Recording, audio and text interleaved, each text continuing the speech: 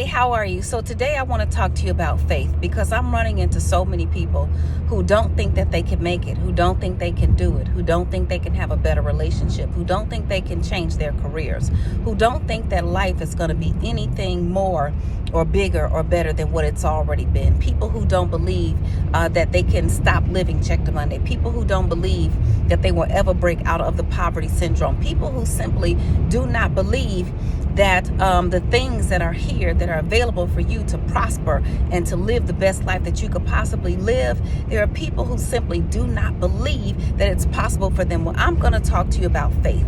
Okay, I'm going to make a distinction between belief and faith, and I want you to take these tips and I want you to use them every single day. Every single time you doubt, every single time you think it can't happen, every single time you want to give up, I want you to step out on faith.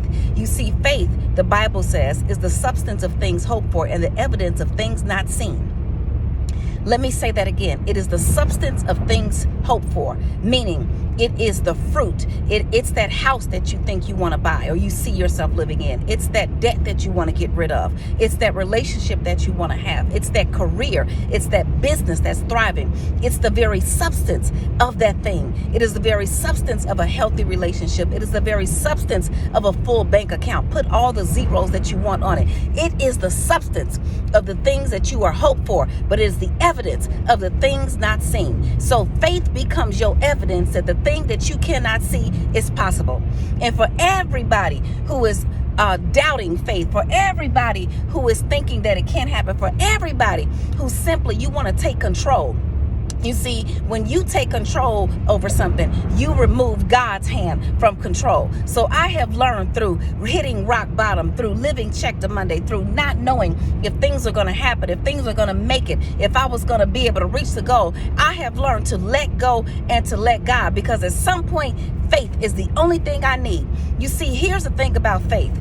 Faith is the thing that you have when doubt is all over you. So if doubt is in the way, if it can't happen is in the way, if you don't think it's going to happen, then that's where faith steps in. Because see, faith must be proven. There's no way to prove you have faith unless you had doubt. There was no way to prove that you have faith unless it seemed uncertain. There was no way to prove that faith works unless uncertainty exists. So where is there uncertainty? Is there uncertainty in your paycheck? Is there uncertainty in your bank account? Is there uncertainty in your relationship? Is there uncertainty in your lifestyle? Is there uncertainty in your business? Is there any uncertainty? Well, this is where faith gets to work. Faith gets to work when uncertainty is present and overwhelming. So now is not the time for you to get up. Now is not the time for you to quit. Now is not the time for you to settle for less. You see, my soror, Jean Sparrow, I saw this post. She probably doesn't even remember it. She said long ago, she said, when you settle for less, you get even less than that. So you need to go and get exactly what God has for you. Are you settling for less? Are you in a relationship that you know is toxic, that is wearing you down, that is not filling you up, that is depleting you, that is draining you? Are you actively participating in money habits that you know now that it's getting hot outside and people can go out and people have gotten vaccinated? Are you spending more money than you know you need to spend? Are you failing in your business, or has your business not even started because you say you don't have enough time, so you just settle for the job that you have? Well, let me tell you what happens when you settle for less. When you settle for disrespectful relationship, you get wiped out. When you settle for not having any discipline in your money, then you are broke living from check to Monday. When you settle for not going after your dreams and living your purpose, your God-given purpose, then the job that you go to every day becomes that much more difficult to bear. So I want you to go after the things that you know are here for you. You know they're there because you can see them. You just chose not to believe them. And I understand not believing, because see, believing means you have to believe. Believe is based on facts. Believe is based on, can I add it up? Believe is based on, where are the pieces? So if I smell some food cooking, I believe I'm going to eat. Right, that's because you smell the food cooking. But if you don't smell any food cooking, if you don't have any money to buy food, and you know that you are hungry, then you need faith to say that someone is going to provide me with the meal. So see, belief and faith are two different things. And I want you to believe. Believe if you can. But when you stop believing, I need you to have faith. You see, there were times when I did not know how I was going to make it, but I had faith. There were times when I did not know how I was going to get to the next level, but I had faith. I had no idea how I was going to bounce back from bankruptcy in the last recession, how it was going to happen, how things are going to come together. How was I going to be this world-class financial professional? How was I going to live in Hollywood? How am I going to do all of these things? I'm going to tell you how. Hard work and faith. You see, you need faith. And when you have faith, then you don't need facts. As a matter of fact, when you have faith, your faith becomes a fact. You see, the more you exercise your faith muscle, then the more you begin to soar. The more you exercise that faith muscle, the more that you say to the haters, the blockers, the naysayers, and the crab barrel leg pullers. When you defy everything that they told you that you weren't going to do, when you defy everything, how many people have told you that you're not going to do that? That's not possible. That's not going to happen. You're not going to make that happen. That's not even, nobody's ever done that. Has anybody ever told you nobody's ever done that? Well, if somebody's ever told you nobody's ever done that and you think it can be done for you, then I dare you to kick into faith action and walk it through and make it happen and keep going no matter what. Now, don't be crazy, okay? All right.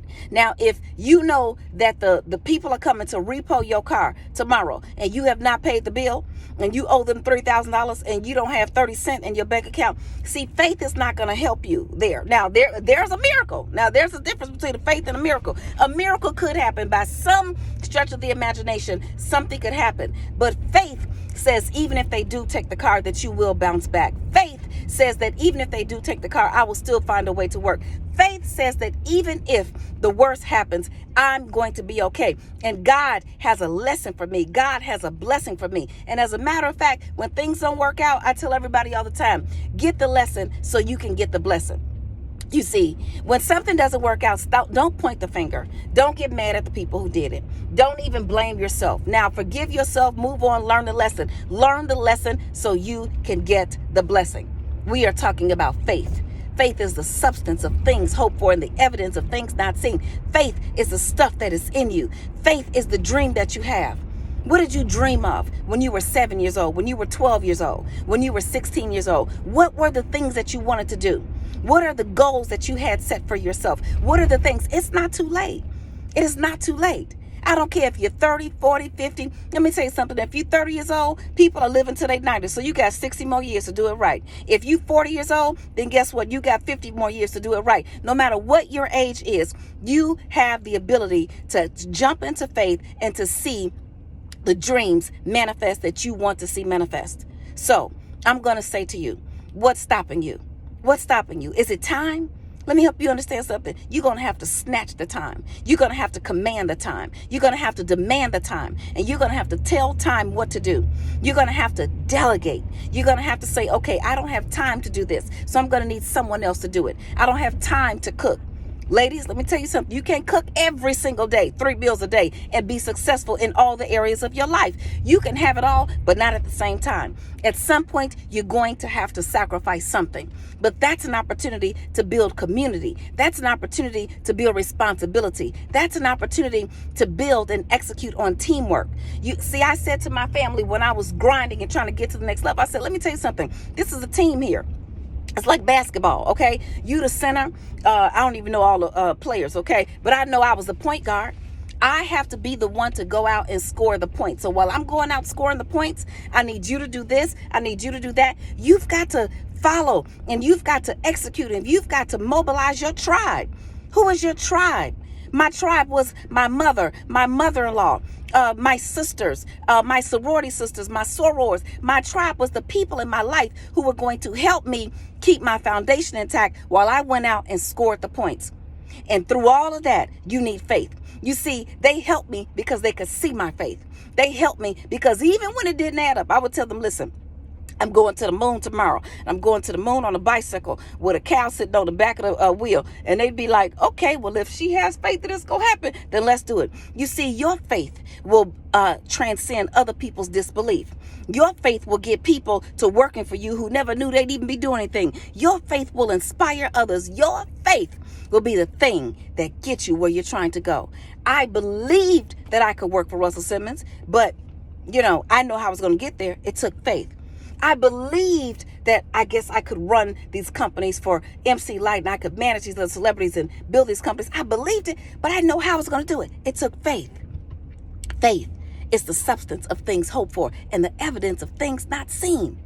And the number one thing that I see people lack faith around is their ability to change their financial situation. You can change it. It is possible. And I want you to go to askglenn.org right now and let's step out on faith together. In Jesus' name.